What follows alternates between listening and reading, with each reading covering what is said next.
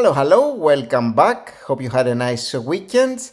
Tomorrow, or today for some of you, is Monday, the 11th of July, so we're expecting the market to open up, probably with Twitter going down potentially, because Elon Musk has actually declined to to go through with his purchase of Twitter.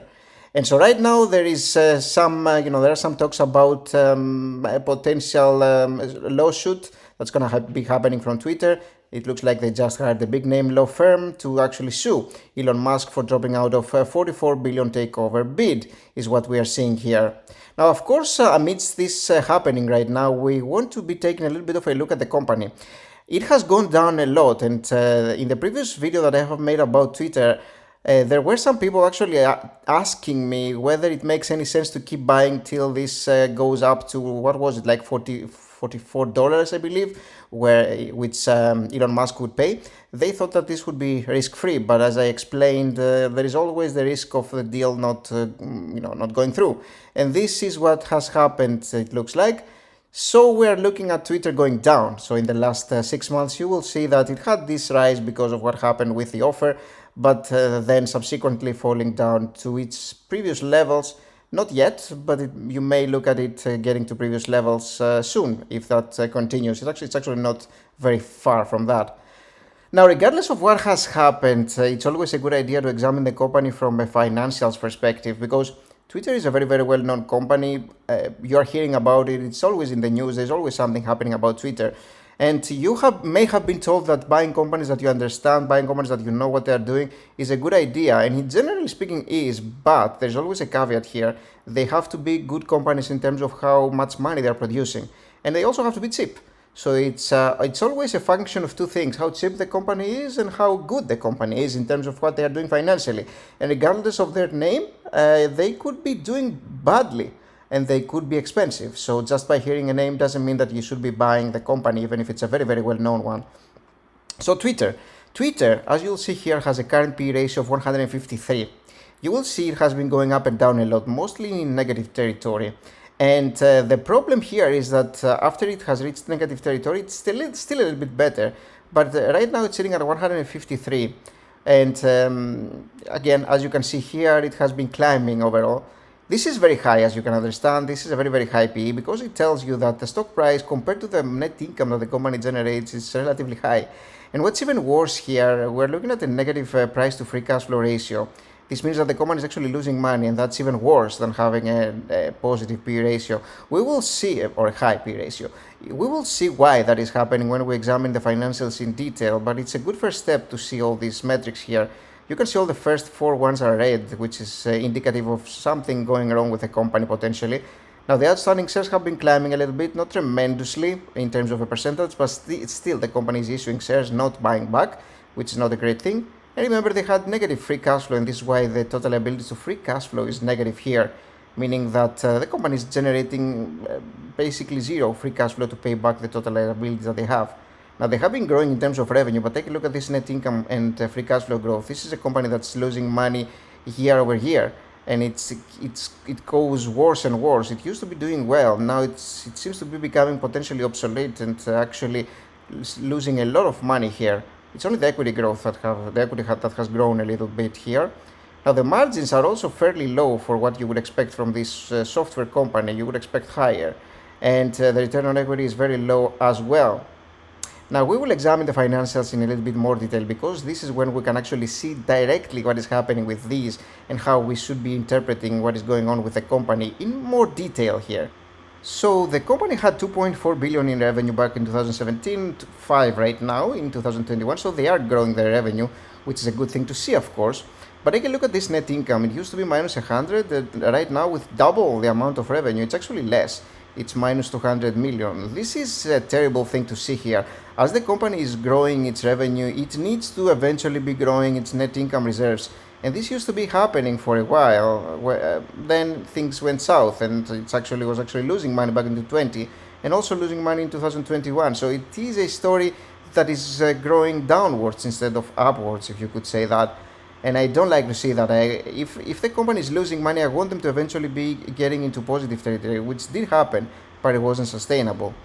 So the balance sheet of the company here, if we examine the total liabilities that the company has, it's 6.7 billion here, and the total equity is 7.3. So the company does have some equity here, which also seems to be growing, not tremendously, and it's actually down from what it used to be in the past couple of years. These past couple of years have been terrible for Twitter, it looks like.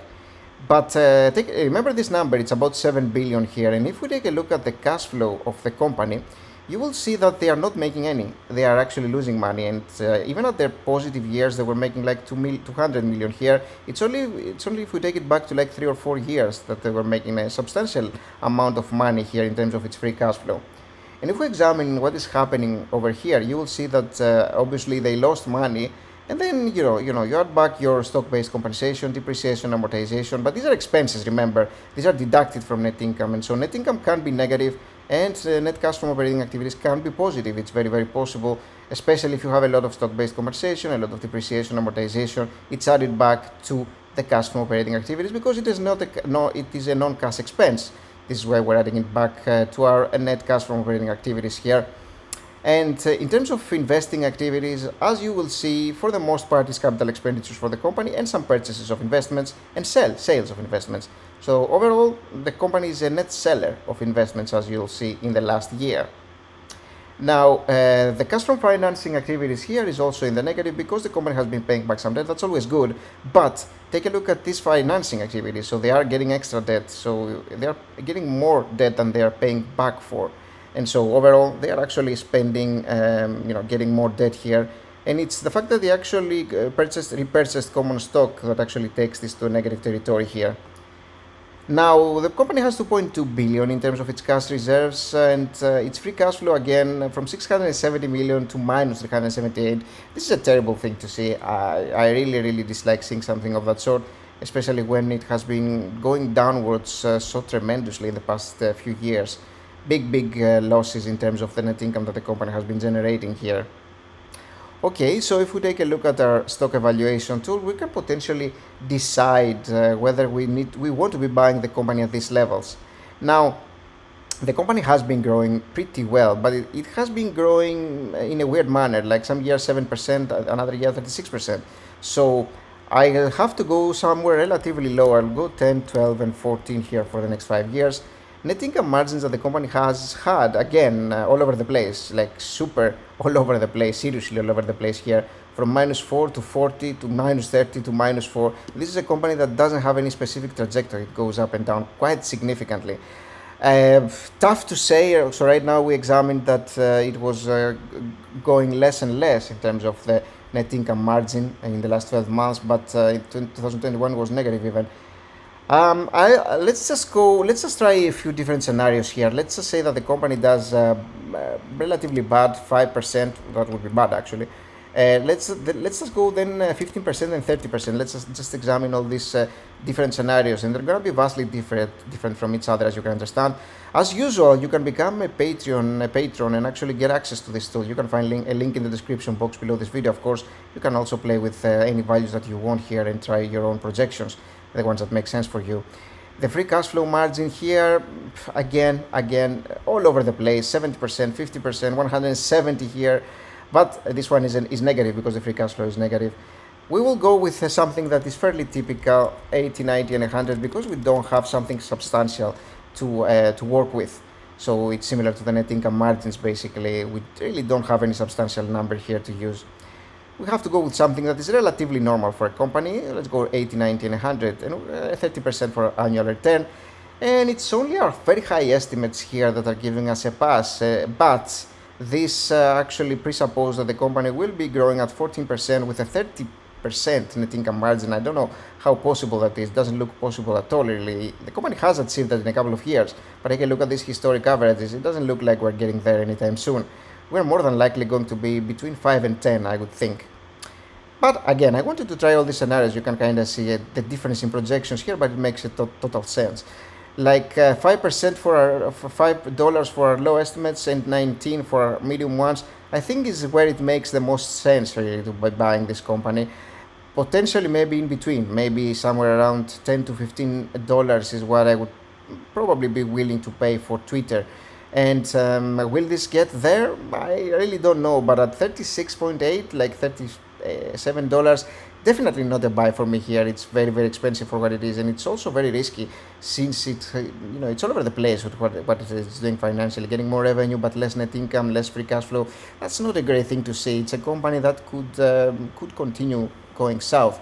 And again, they had a good chance of getting kind of saved potentially from Elon Musk. It doesn't seem to be happening, so things are not looking great right now for Twitter. We will be around, see what happens with them, but for me, I will have to pass this one right now and look for other opportunities. Thank you for watching this one, guys, and please remember to leave a like. That helps a lot, tremendously, really. And also subscribe if you're not a subscriber already, and I'll see you in the next video. Bye bye, see ya.